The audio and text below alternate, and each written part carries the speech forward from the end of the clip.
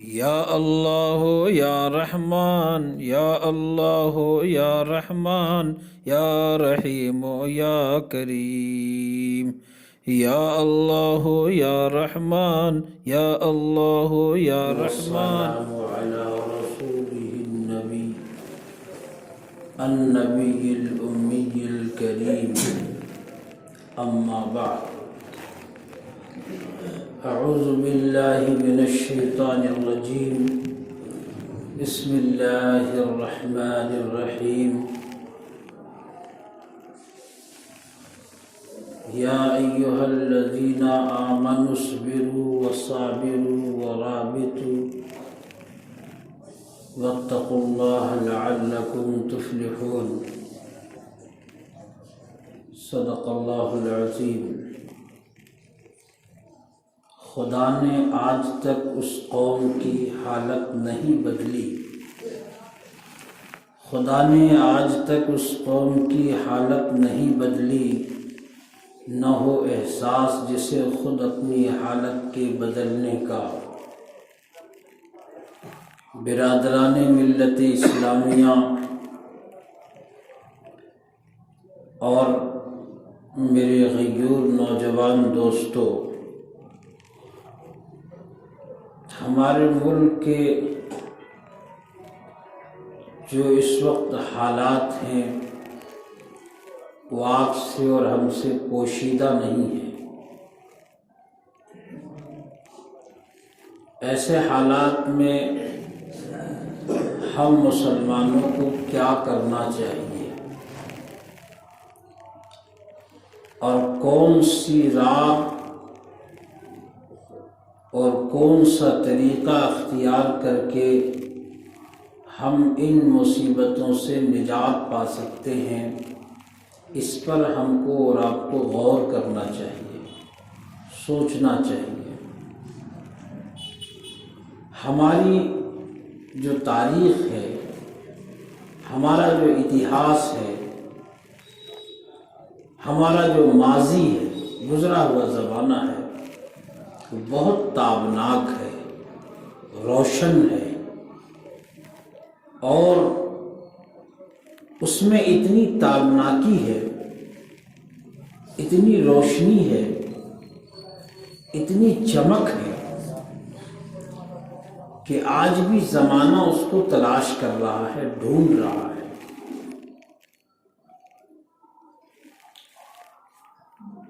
اقبال نے کہا آئے عشاق گئے وعدہ فردا لے کر، اب اسے ڈھونڈ چراغ رخ زیبا لے کر۔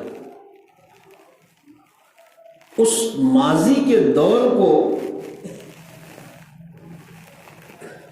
جب ہم تلاش کرنے کی کوشش کریں گے تو ہمارا حال جو ہے وہ روشن ہوگا، اور دنیا میں حالات آتے رہے تو ایسی پوزیشن میں اگر ہم ماضی سے کچھ سبق حاصل نہیں کیے تو ہمارا آنے والا مستقبل جو ابھی ہے اس سے بھی زیادہ تاریک اور خوفناک اور زہرناک ہونے والا ہے۔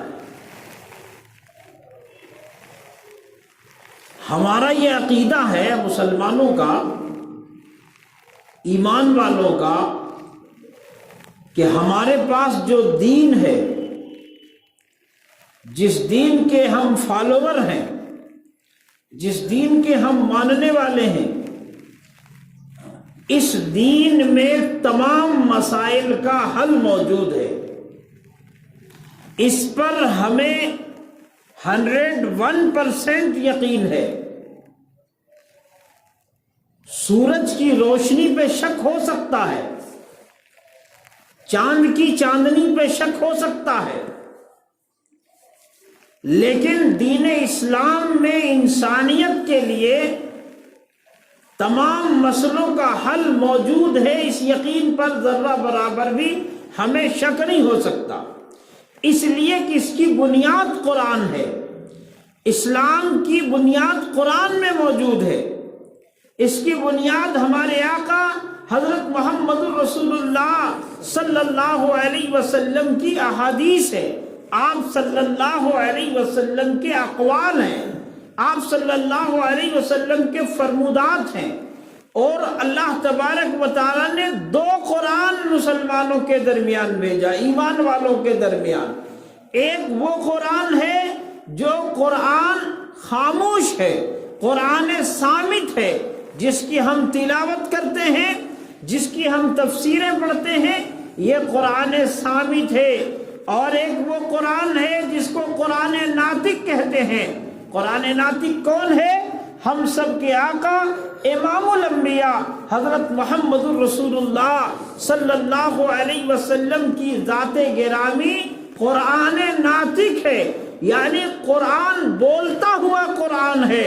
اور قرآن جو کچھ کہتا ہے، قرآن نے جو تھیوری پیش کی ہے، قرآن نے جو کچھ بتایا ہے، اس پر بول کر کے، عمل کر کے، چل کر کے ہمارے آقا حضرت محمد رسول اللہ صلی اللہ علیہ وسلم نے ہمیں بتایا، امت کو بتایا۔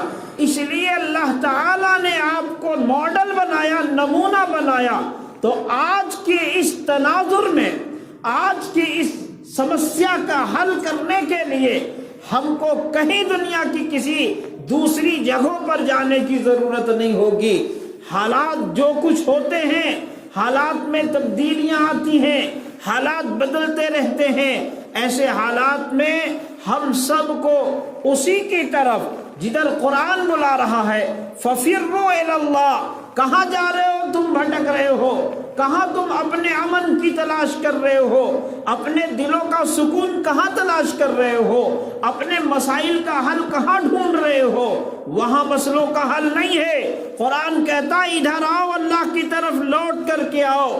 اللہ اور اس کے رسول کی طرف جب تم لوٹو گے تو تمہارے زندگی کے جو مسائل ہیں، زندگی کی جو سمسیائیں ہیں، زندگی میں جو بھوچال آ رہا ہے، اس کا حل تمہیں قرآن میں موجود ملے گا، تمہیں حدیث میں ملے گا، جناب محمد رسول اللہ صلی اللہ علیہ وسلم کی سیرت میں ملے گا، حضور علیہ الصلوۃ والسلام کے تربیت یافتہ صحابہ کرام کی زندگیوں میں ملے گا کہ ان کے سامنے جب ایسے حالات آئے اور ان حالات سے ان کو دوچار ہونا پڑا تو انہوں نے کیا کیا، یا ان کے سامنے کیسے کیسے مسائل آئے، ان مسائل کے وقت میں وہ کن باتوں پر عمل کر رہے تھے۔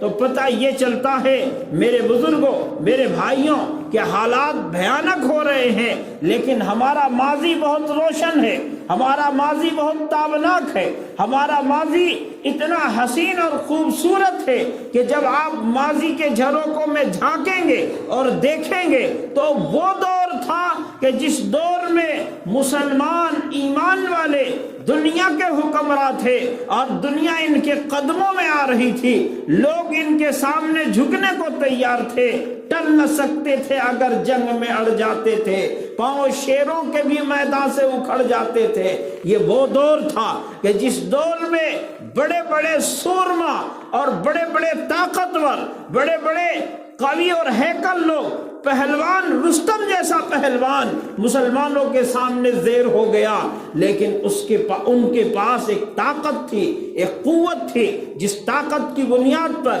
جس قوت کی بنیاد پر ہمارے اسلاف، ہمارے بزرگان دین، ہمارے اصحاب کرام، ہمارے وہ آنکھوں کے تارے اور ہمارے سروں کے تاج جو جناب محمد رسول اللہ صلی اللہ علیہ وسلم کے تربیت یافتہ تھے، حضور علیہ السلام کی صحبت میں رہنے والے لوگ تھے، انہوں نے دنیا کو ٹھوکر مار دی اور دنیا کے لیے دین کو پیچھے نہیں کیا، بلکہ اپنی دنیا برباد کر لی، انہوں نے اپنی جانوں کا نذرانہ پیش کر دیا، اپنے آپ کو قربان کر دیا، لیکن دین پر آنچ آنے نہیں دیا۔